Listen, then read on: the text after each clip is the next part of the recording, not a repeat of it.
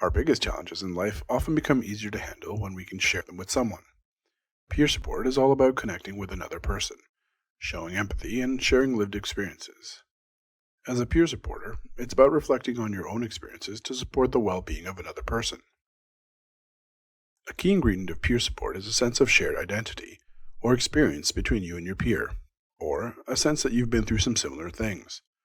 These connections can help build trust, understanding, and a sense of teamwork between you and your peer. It can be as simple and powerful as saying, "I've been there too, you're not alone."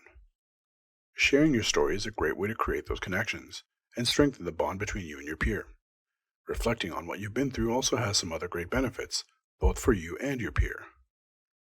For your peer, listening to your story can be an empowering experience that can help break down the isolation and stigma they may be experiencing. It can also be a therapeutic process for you. As a peer supporter, you might find that it gives you a sense of power and control over your own journey. Finally, being open about your lived experiences can also help you bond with your peer, develop trust, and create a healthy peer support relationship. Your story is your own, so only you can decide how to share it. But when it comes to sharing your story as part of peer support relationship, it's important to share your story in a hopeful and helpful way. After all, it's all about supporting your peer. Here are a few tips from the research and some youth peer supporters that we spoke to. First, make sure your peer wants to hear your story. They may not want or feel ready to, and that's okay. They might be more open to hearing it down the road, so consider bringing it up again at a later point.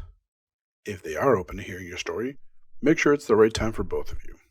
We'll go into more detail on how you can create a safe space in another video, but it's important for both of you to set appropriate boundaries so you can take care of yourself.